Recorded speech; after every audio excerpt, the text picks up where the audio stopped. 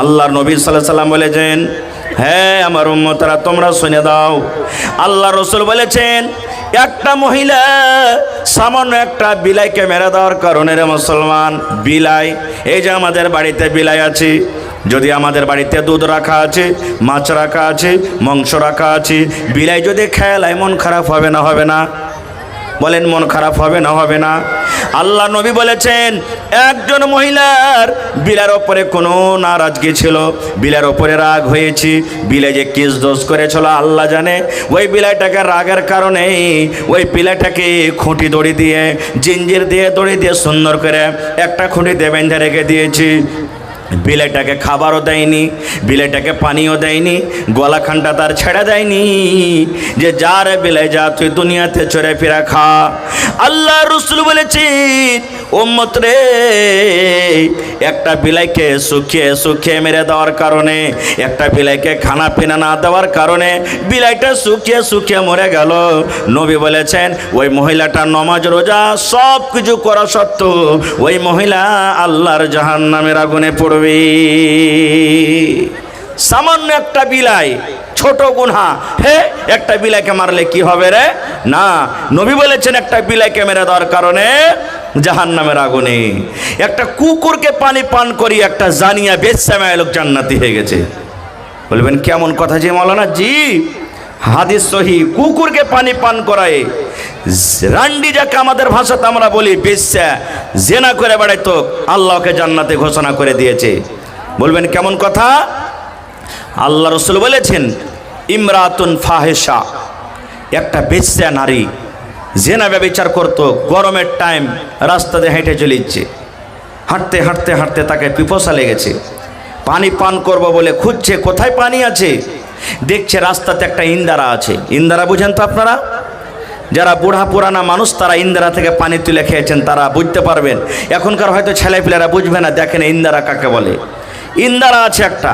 এবার আপনারা বলেন ইন্দারা থেকে পানি তুলতে গেলে ডোল আর রশ্মির দরকার হবে না? হবে না? হবে। বিনা ডোলে রশ্মিতে পানি তোলা হবে না। এবার দেখছে মহিলাটা যে পানি পান করতে যাবে, এই মতো অবস্থাতে একটা কুকুর ইন্দারার পাঞ্জর পাঞ্জর ঘুরছে। কেন? কুকুরকে এত পিপাসা লেগেছে, তিরসা লেগেছে যে জিহ্বা বের করে দিয়েছে, মোটা মোটা শ্বাস ফুলছে তার পানি পান করব বলে। এবার মহিলাটা বলছে আল্লাহ, আমি একটা মানুষ, আমাকে যেমন পিপাসা লেগেছে কলিজা ফেটে গেল, একটা কুকুরকে পিপাসা লেগেছে, কিন্তু ও তো পানি তুলতে পারবে না, আমি পানি তুলে পান করতে পারবো, ও তো পানি তুলতে পারবে না, কি দিয়ে পানি তুলবো আল্লাহ? এই কুকুরকে আমি পানি পান করাবো। জীবনে কত গুনাহ করেছি আল্লাহ, পানি পান করার কারণে তুমি আমার গুনাহটাকে মাফ করিও। এবার কি দিয়ে পানি তুলবে? ডোলও নাই, রশ্মিও নাই। আল্লাহ রসুল বলেছেন এবার মহিলাটা কি করলো? এবার নিজের শরীরে দোপাট্টা ছিল, ওড়নি ছিল, ওড়নিকে ডোল এবং রশ্মি বানিয়ে দিয়েছে। কেমন করে? দেখবেন, টোনা বুঝেন তো আপনারা? টোনাতে খুব ভুজা খেয়েছেন। আল্লাহ রসুল বলেছেন উম্মত, ওই মহিলা নিজের দোপাট্টাকে, নিজের চাদরটাকে, নিজের ওড়নাটাকে সুন্দর করে টোনা বানিয়ে দিয়েছি, আর কোনো রকম কষ্ট করে পানিতে ডুবিয়ে ডুবিয়ে ডুবিয়ে ডুবিয়ে ডুবিয়ে ডুবিয়ে সুবহানাল্লাহ একটুখানি পানি তুলেছি।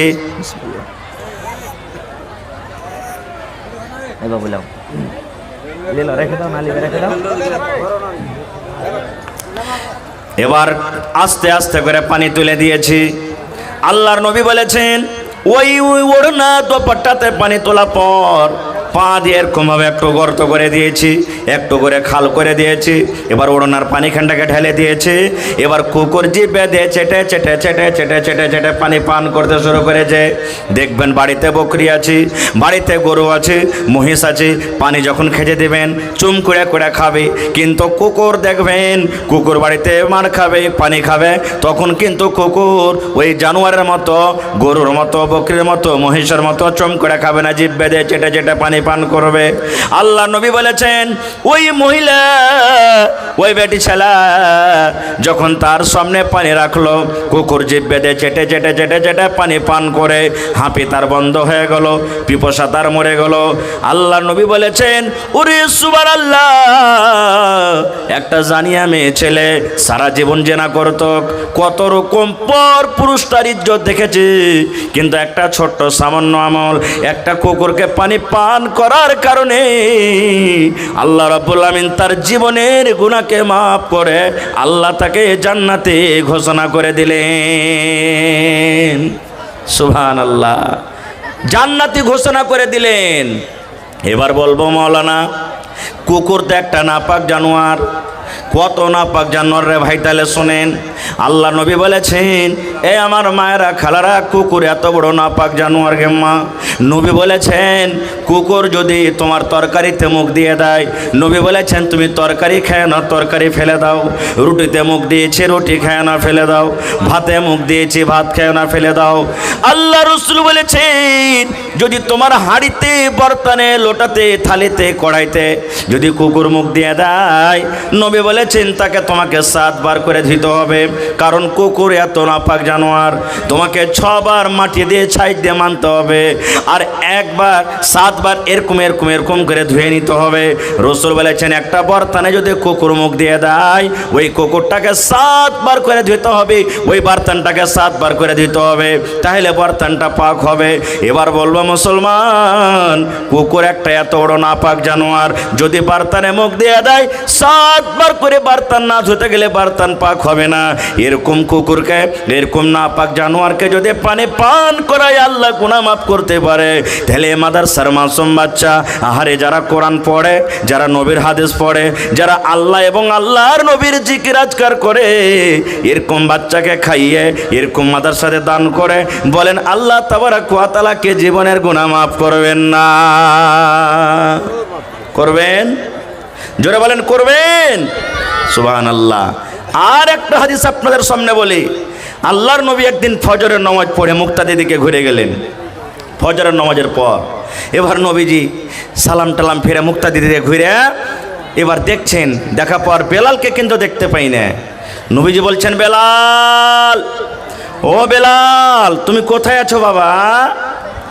বেলাল বলছেন লাব্বাইক ওয়া সাদাইক ইয়া রাসূলুল্লাহ, হুজুর আমি এখানে আছি। নবী বললেন এসো আমার সামনে এসো, এসো আমার সামনে বসো। সামনে হাজির হয়ে গেলেন। এবার নবীজি বেলালকে বলছেন বেলাল রে, জীবনে তুমি কোন আমল করো রে বাবা, সেই আমলের কারণে আমি তোমাকে জান্নাতের ভিতরে আমি দেখলাম। শুধু জান্নাতে দেখি নাই, আমি জান্নাতের ভিতরে আমি গেলাম, আমি দেখছি আমার আগে আগে খড়ম পেয়ে দিয়ে দিয়ে তোমার পায়ের আওয়াজ আমি শুনতে পেলাম, তোমাকে আমি জানতে পারলাম, চিনতে পারলাম।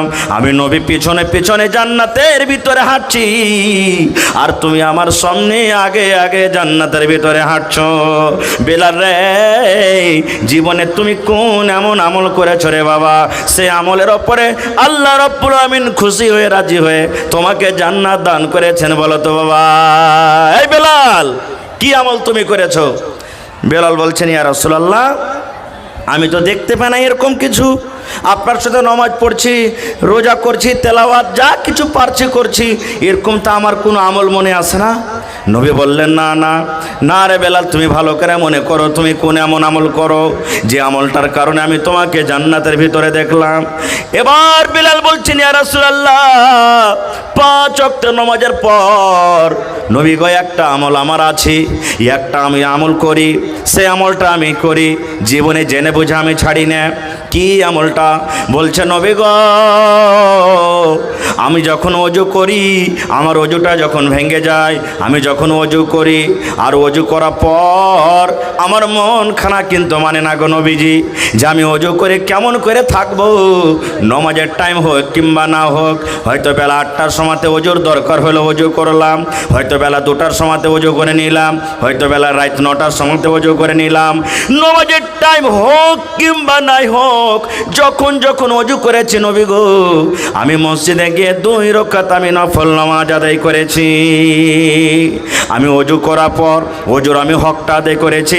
আমি ওযু করার পর মন খান আমার থামলো না, আমি মসজিদের ভিতরে চলে গেলাম। আর মসজিদের ভিতরে যাওয়ার পর আমি 2 রাকাত আমি নামাজ আদায় করি। আল্লাহ রাসূল বলেছেন, বেলাল রে, এই আমলটার কারণে আমি তোমাকে জান্নাতের ভিতরে দেখলাম যে আমার আগে আগে তুমি জান্নাতে হাঁটছো।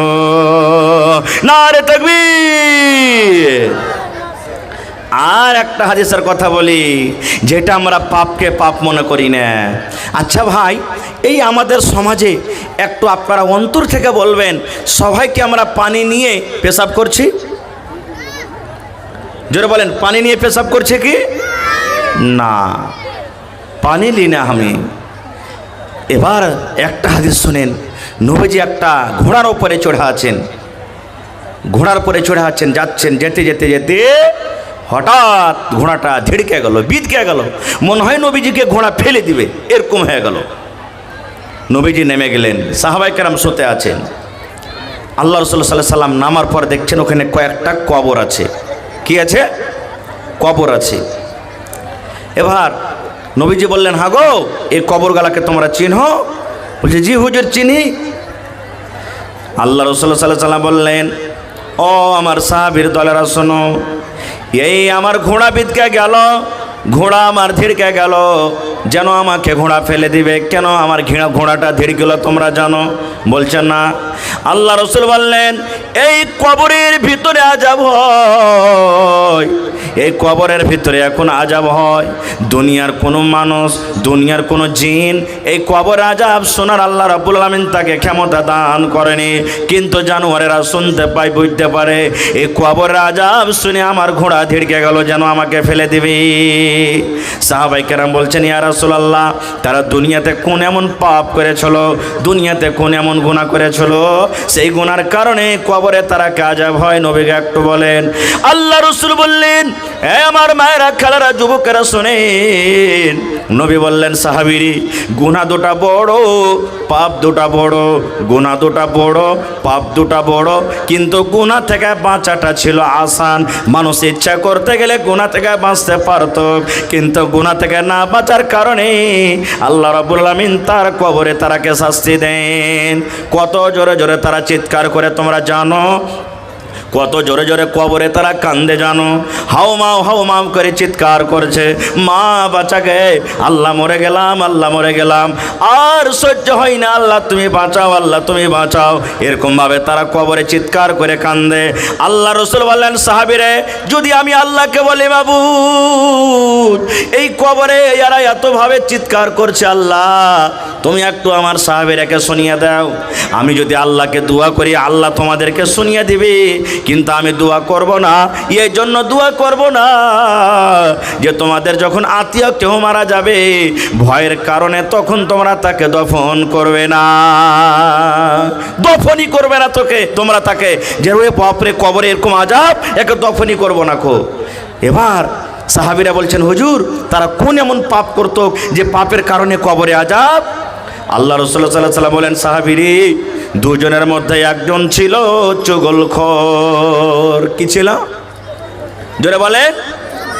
চুগলখোর ছিল, গীবত করত, চুগলখড়ি করত, ইয়ার কথা ওয়াকে লাগে যেত, কর কথা ওয়াকে লাগে যেত, গীবত করত, অমুক মাওলানা তো এরকম রে, অমুক হাজি সাহেব তো এরকম রে, অমুক নমাজি তো এরকম রে।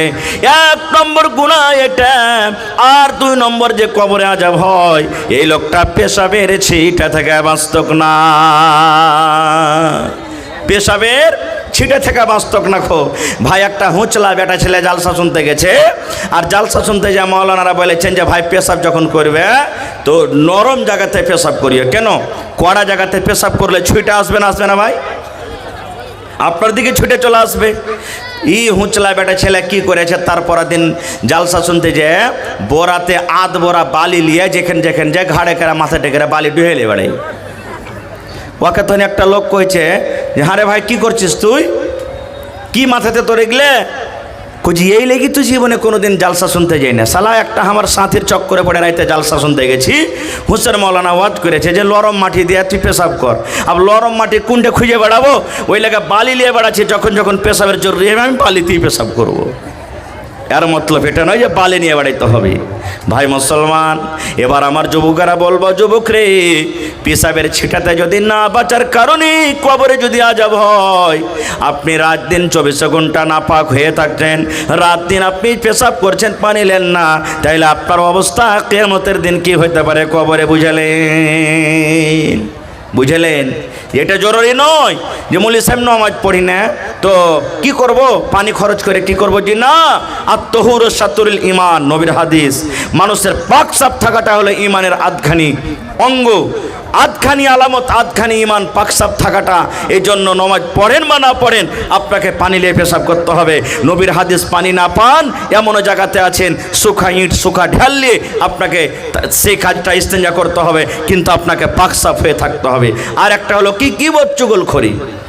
গীবত একটা আলাদা জিনিস, চুগলখড়ি একটা আলাদা জিনিস। এই দুটা কথা আলাদা আলাদা। সময় পেলে ইনশাল্লাহ কোনোদিন বলবো, তবে 1 মিনিটে আমি দুটা কথা আপনাদের সামনে রাখি। গীবত কাকে বলে? যেরকম আপনি 5 জন 7 জন 10 জন চায়ের দোকানে বসে আছেন, মজলিসে বসে আছেন, আর ওই জায়গাতে আমি নাই হাজির। আরে হুসেন মৌলা তো ওয়াজ করলে ভালো, এরকম ওরকম। এই যে দেখেন, অমুক হাজি, ওর হজ না ঘোড়ার ডিম কবুল হবে। সালা হাজি 3 লাখ টাকাতে হজ করে এসে লোকের খালি আইল চেপে চেপে খাইছে। এই দেখেন, যে নাই ওর ব্যাপারে ওর খেলাফ গাহা, খেপত গাহা, ওইটা হলো কি গীবত। আর চুগলখড়ি, এর কথা ওকে লাগিয়ে দিলে, ওর কথাই একে লাগিয়ে দিলে, আর দিয়ে ওরকে মজা ফাটাফাটি শুরু করিয়ে দিলে, এটা হলো কি চুগলখোর। এরা দুজনেই জান্নাতের ভিতরে যাবে না, এটা নবীর হাদিস। নামাজ রোজা করতে গেলেও জান্নাতে যাবে না। আল্লাহর নবী একদিন বসে আছেন, আর আল্লাহ নবীর স্ত্রী মা আয়েশা রাদিয়াল্লাহু তাআলা আনহা নবীর পাঞ্জরে বসে আছেন। নবীজির একজন স্ত্রী সাফিয়া রাদিয়াল্লাহু তাআলা আনহা, একটু খাটো, মাথাতে একটু সাজে। अस्सलामु अलैकुम रहमतुल्लाह। महिला हजरात से बहुत ही अदब एहतराम के साथ कहना चाहूंगा कि आपके लिए जुमला अराकीन कमेटी ने आपके लिए पर्दा तैयार किया है। आप रोड में खड़े ना हो, आपके लिए पर्दा का इंतजाम किया गया है।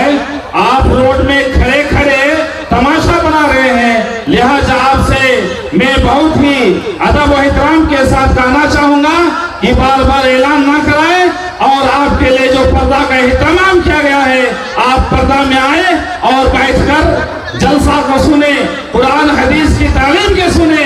जलसा को मेला मत बनाइए, जलसा को मेला मत बनाइए।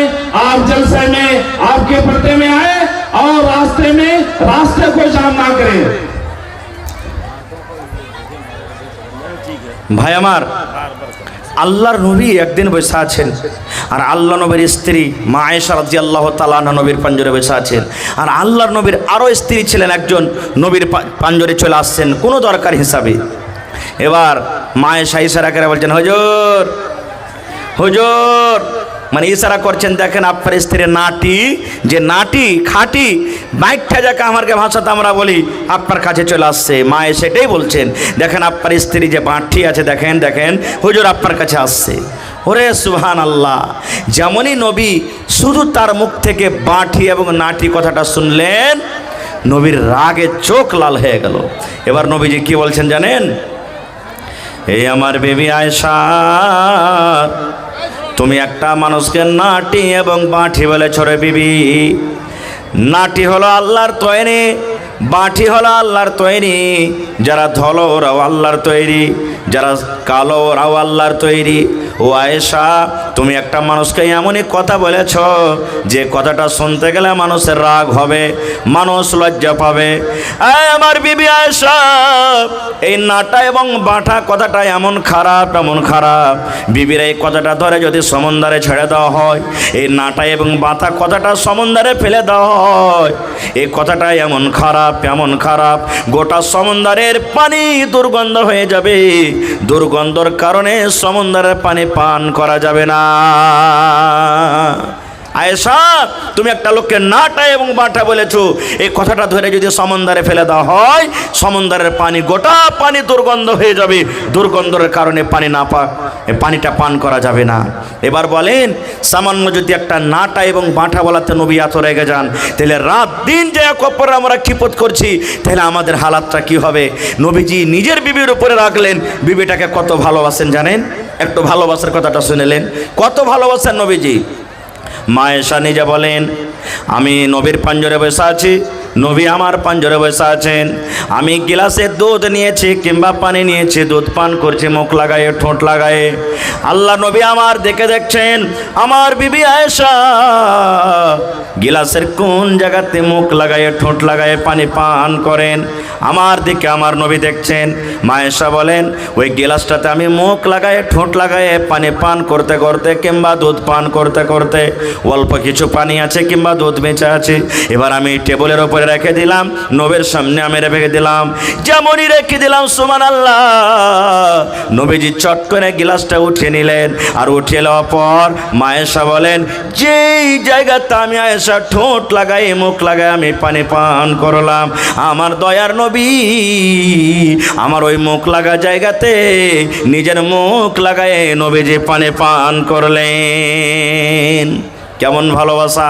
মা আয়েশারও বলেন, আমি হাড্ডি ছিঁড়ে চুষে চুষে খাই, আমি গোশকে দাঁত লাগিয়ে ছিঁড়ে খাই। এবার পিসটাকে যখন আমি থালাতে রেখে দিলাম, আল্লাহর নবী চট করে গোশটের পিসটাকে উঠিয়ে নিলেন। আমি আয়েশা যে জায়গাতে দাঁত লাগায়ে কামড় দিয়েছি, যে জায়গাতে ঠোঁট লাগায়ে আমি কামড় দিয়েছি, আল্লাহর নবী ওই পিসটা হাতে নেওয়ার পর ওই জায়গাতে দাঁত লাগায়ে নবীজি কামড় দিয়ে খেতেন। এত ভালোবাসা, এত মহব্বত বিবির সাথে। এরকম বিবি কত মহব্বত ভালোবাসা। নবীজির 11টা বিবি ছিলেন, 11টা বিবি ছিলেন।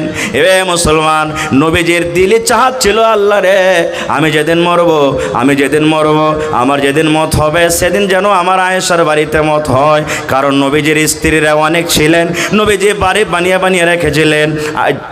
আজ নবীজি হাফসার বাড়িতে, তারপরে নবীজি উমুকের বাড়িতে, জাইনাবের বাড়িতে, আল্লাহ রসুলের বাড়ি বানাচ্ছিল।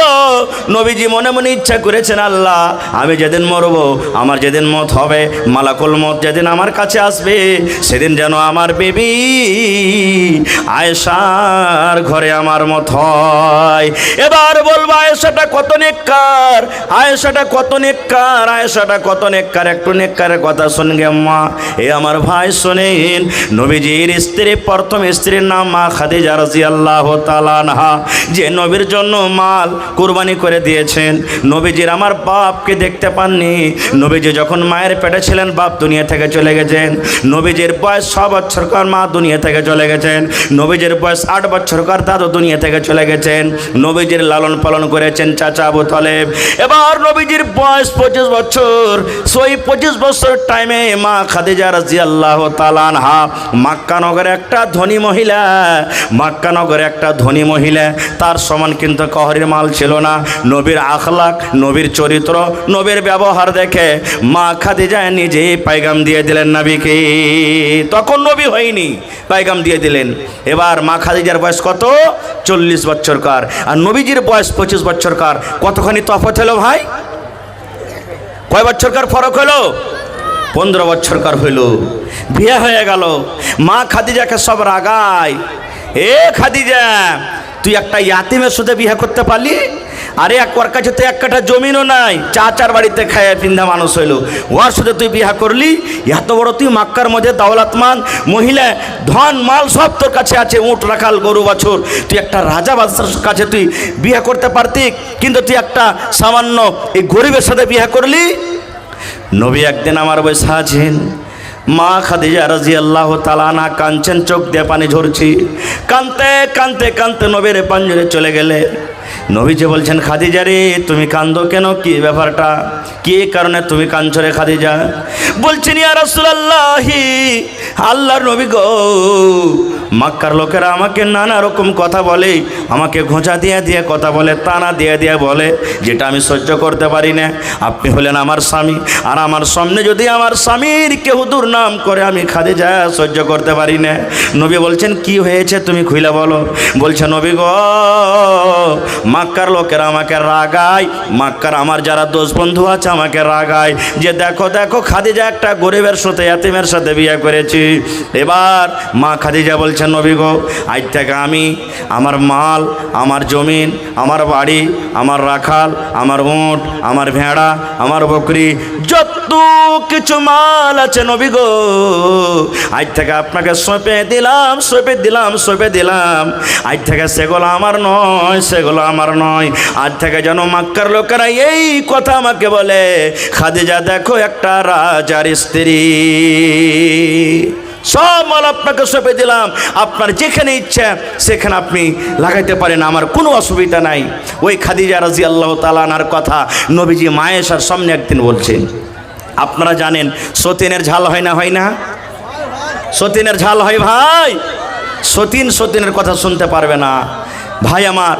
মা খাদিজা দুনিয়া থেকে চলে গেছেন, নবীজি একদিন তার কথা নিজের বিবি আয়েশা রাদিয়াল্লাহু তাআলা আনহার সামনে বলেছেন। আয়েশার মন খারাপ, আল্লাহ রাসূল একটা বুড়ির কথা কেন খালি আপনি আমার সামনে বলেন, একটা বুড়ির কথা খালি জিকির কেন করেন? আল্লাহ রাসূল সাল্লাল্লাহু আলাইহি ওয়াসাল্লাম বলেন, আয়েশা রে, ওকে তুমি বুড়ি বলিও না, ওকে এরকম ভাষাতে কথা বলিও না আয়েশা। আমার খাদিজা এত নেককার, এত নেককার, এত নেককার, এত নেককার। একদিন আমি গারে হেরাতে বসে আছি, জিবরিল ফেরেশতা আমার কাছে চলে গেলেন, যাওয়ার পর বলছেন নবী গো, ওই যে আপনার বিবি খাদিজা আপনার জন্য লাহারি নিয়ে আসছে, আপনার জন্য খানা নিয়ে আসছে, ওই খাদিজাকে একটু জানিয়ে দেন আল্লাহ রাব্বুল আলামিন খাদিজাকে নিজে সালাম দিয়েছেন, আর আমি জিবরিল ফেরেশতা তাকে সালাম দিলাম। কে সালাম দিয়েছেন?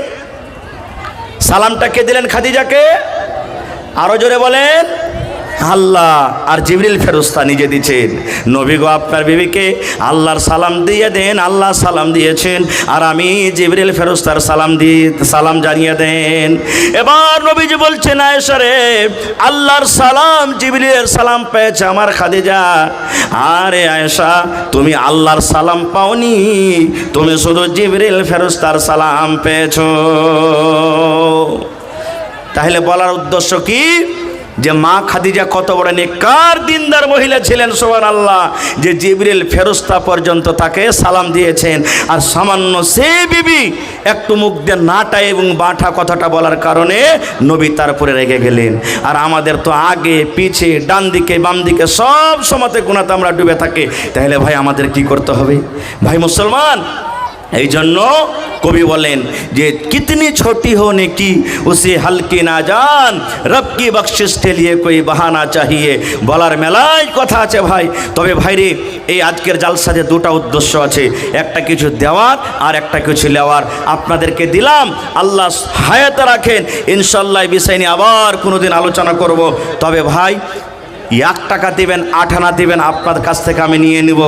কিন্তু আজকের জালসাতে এমনও কোনো আল্লাহর বান্দা, আল্লাহর বান্দি কেউ এমন আছেন, মা খাদিজা রাদিয়াল্লাহু তাআলা আনহা দ্বীনের জন্য যেমন সমস্ত মালকে আল্লাহর রাহে কুরবানি করে দিয়েছিলেন। ভাই মুসলমান, এই আয়াতটা যদি আমরা ভালোভাবে বুঝে নিই, আয়াতটার মতলব মানা যদি আমরা বুঝে নিই মানুষ, তাহলে আল্লাহ তাবারাক ওয়া তাআলার কাছে এতক্ষণে আশা ভরসা রয়েছে যে মানুষ জাহান্নামের আগুন থেকে বেঁচে যাবে। পড়েন ইনশাআল্লাহ তাআলা, পড়েন ইনশাআল্লাহ। বলবেন হাজী মাওলানা, আয়াতটাতে কি এমন রয়েছে যে মানুষ যদি তার মতলব মানা জানতে পারে তো মানুষ জাহান্নামের আগুন থেকে বেঁচে যাবে? ভাই ওদিকে ঘটনা যে ভাই পশ্চিম দিকে ঘুরিয়ে দেন, আমার দিকে দিয়েন না। আমি পাঙ্খা চাই না, কম করেন আরো। ভাই মুসলমান, প্রথমে আমি আয়াতটার তার্জুমা আপনাদের সামনে বলি, তারপরে 1-2টা উদাহরণ দেব। এখন মোটামুটি ধরেন এখানটা মোটর সাইকেল যদি আপনি কিনতে যান, স্প্লেন্ডার প্রো বা সুপার স্প্লেন্ডার, মোটামুটি লাখ টাকার কমে পাবেন না, নাকি? একটু কথা বলেন আমার সাথে, সামনে থেকে কথা বলেন। 1 লাখ টাকার কমে পাবেন ভাই? পাবেন না। এবার আপনি রাস্তা দিয়ে হাঁটছেন, গাড়িতে চড়ে যাচ্ছেন, যেতে যেতে যেতে হঠাৎ করে গাড়িতে পাম্প নেই, গাড়ি পাংচার হয়ে গেল। যদি আপনার গাড়ি পাংচার হয়ে যায়, এটা এর কোহেন বলে না, ওই বালওয়ার নেইয়ার 5,000 টাকা। मोहम्मद नैयार आलम आमीन, মানে आमीन साहब নাকি? জি জি साकिन भेड़मारा, पिताजी स्वर्गवास हो चुका है, आपसे दुआ का दरखास्त करता हूँ। 4,000 নগদ, 1,000টা ফোনপে, মানে 5,000 টাকায় নগদ করে দিলেন। জি জি মাশাআল্লাহ, দোয়া করে দিচ্ছি আমি। এখানে নেই নাকি ভাই? এখানে নাই তো। চলে গেছেন, আচ্ছা দোয়া করে দিচ্ছেন নাইয়ার ভাইয়ের জন্য। তো ভাই গাড়ি পাংচার হয়ে গেল, তো গাড়িটা সামান্য সুই বরাবর পাংচার হবে না 2-4 ইঞ্চি পাংচার হবে বলেন তো আপনারা? কথাটা বলেন, একটু কথা বলেন। সুই বরাবর পাংচার হবে। এবার সুই বরাবর যদি গাড়ি পাংচার হলো, তা আপনার গাড়িতে আর চাপানো যাবে না, যাবে কি? তাহলে 1 লাখ টাকা দামের গাড়ি সামান্য একটু পাংচারের কারণে আর কাজ দিল না, অতি চাপা যাবে না। জি, এই সিটোলার মোহাম্মদ সিদ্দিক 10,000 টাকা। সিজিটোলার মোহাম্মদ সিদ্দিক 10,000 10,000 টাকা। মাশাআল্লাহ, লেখা রাখেন একটু, 1-2-4টা কথা ওয়াজ করবো না ভাই, বাস 2-4-5টা কথা বলবো আপনাদের সামনে। ভাই মুসলমান, আপনি এটুকুই মনে করেন আল্লাহ তাবারাক ওয়া তাআলা এই করোনা আয়াতটাতে বলছেন, ফামান ইয়ামাল মিসকালা যাররাতিন খায়রান ইয়ারা, যাররা পরিমাণ যারা ভালো কাজ করবে, যাররা পরিমাণ যারা নেকির কাজ করবে, কিয়ামতের দিন সেটা দেখতে পাবে। আর যাররা পরিমাণ যারা গুনার কাজ করবে, পাপ করবে, সেটাও কিয়ামতের দিন দেখতে পাবে। তাহলে যাররা কাকে বলে এই জিনিসটা জানতে হবে না, হবে না ভাই? আল্লাহ তাআলা কোরআনে যাররা বললেন, যাররা বরাবর, এ আমার মায়েরা খেলারা আপনারা শুনেন, যাররা বরাবর যারা দুনিয়াতে গুনাহ করবে সেটাও কিয়ামতের দিন দেখতে পাবেন, আর যাররা বরাবর যেটা পাপ করবে সেটাও কিয়ামতের দিন দেখতে পাবেন।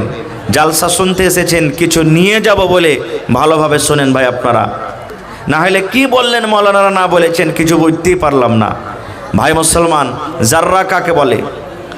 যাররা বলা হয়েছে এই যে আপনার মাটি আছে, ধুলা আছে, বালি আছে, এরকমভাবে আপনি একটা হাত মারলেন মাটিতে, আর মাটিতে হাত মারার পর দেখবেন আপনার হাতের তেলেতে ছোট ছোট ছোট ছোট ধুলাবালি লাগে, লাগে কি লাগে না? ওইটাকে যাররা বলা হয়েছে। কিংবা সরিষার দানা, সরিষার দানা দেখেছেন? কত বাড়িতে আমরা সবজিতে তাই তরকারিতে খাই, সরিষার দানা ছোট হয় না বড় হয় ভাই? 1 কেজি যদি সরিষা আপনাদেরকে দিয়ে ভাই গুইনে দেখান, পারবেন? পারবেন না। তার থেকেও ছোট জিনিসকে যাররা বলা হয়েছে। আর একটা বোঝানোর জন্য উদাহরণ দিই, দেখবেন বেলা মোটামুটি 12টা, 1টা, 2টা, 3টা যখন হবে, আপনার বাড়িতে দেখবেন যেরকম লাইট মারেন, একটা লম্বা হয়ে রোশনি হয়, আলো হয়, লাইটের মতন হয়ে আপনার ঘরের ভিতরে টাটিতে যদি ছিদ্র থাকে, ফুটা থাকে, দেখবেন ওই ফুটা দিয়ে, ছিদ্র দিয়ে একটা লাইট দিনের বেলাতে ঘরের ভিতরে আসবে, আর ছোট ছোট ছোট ছোট ধুলা বালি ওই লাইটের আলোর ভিতরে দেখতে পাবেন। দেখেছেন এরকম কোনো দিন? ওই দেখবেন, এমনি দেখতে পাবেন না, ওই আলোটা যে হয় ছিদ্রটার ভিতরে দেখবেন ছোট ছোট ছোট ছোট ছোট গুন্ডি, ছোট ছোট ধুলাবালু ঘোরাফেরা করে, ওকে বলা হয়েছে যাররা।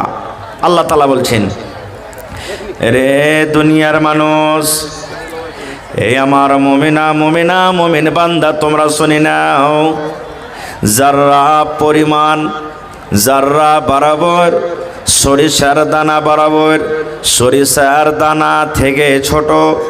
জীবনে যদি তোমরা বেঁচে থাকা কালে গুনাহ করো রে বান্দা, যদি তোমাদের দ্বারাতে সরিষার দানার সমান যদি তোমরা জীবনে নেকি করো, আমি আল্লাহ রাব্বুল আলামিন কিয়ামতের দিন তোমাদেরকে দেখিয়ে দেব, তোমরা দেখতে পাবে। আর আল্লাহ বলেন, বান্দারে যদি তোমরা সরিষার দানা পরিমাণ জাররা বরাবর যদি তোমরা জীবনে বেঁচে থাকাকালে যদি পাপ করো, গুনাহ করো রে বান্দা, সেটাও কিয়ামতের দিন তোমরা দেখতে পাবে। বলবেন হাজি মৌলানা, এত ছোট ছোট জিনিস আল্লাহ কেমন করে ধরবে? ভাই রে, এটা কোনো দেখার জিনিস নয় রে ভাই, ধরার জিনিস নয়। আল্লাহ তাবারাক ওয়া তাআলা আমাদেরকে মানব করে দুনিয়াতে তৈরি করেছেন, দুনিয়াতে আমরা এসেছি। আল্লাহর নবী বলেছেন, এখানে উলামায়ে কেরামের মজলিস জমা হয়ে আছে, জিজ্ঞাসা করবেন আসরের যখন নামাজের টাইম হয়, আসরের যখন টাইম হয়ে যায়, আল্লাহ রাব্বুল আলামিনের পক্ষ থেকে 2 জন করে ফেরেশতা প্রত্যেক মানুষের কাছে আসি। কয়জন ফেরেশতা? 2 জন করে ফেরেশতা আসি। আমার কাছে 2টা ফেরেশতা আসেন, আপনার কাছে আসি, মা খালাদের কাছে যাই। দুনিয়াতে যত রকম মানুষ আছে, মুসলমান হোক কিংবা গায়ের মুসলমান হোক, দুনিয়াতে যত মানুষ আছে সমস্ত মানুষের কাছে 2টা করে ফেরেশতা চলে যায়। আর ওই ফেরেশতা 2টার কাজ কি? আমি 24 ঘন্টা আমার কাছে থাকবি, আমি দুনিয়াতে কি করছি, কাকে আমি গাল দিচ্ছি, কাকে আমি মারছি, কোথায় আমি দান করলাম, কোথায় আমি ভালো কথা বললাম, কোথায় আমি মন্দ কথা বললাম, সমস্ত জিনিস কিন্তু ওরা নোট করতে আছে। একজন ফেরেশতা নিয়ে কি নোট করতে আছে, আর একজন ফেরেশতা কিন্তু গুনাহ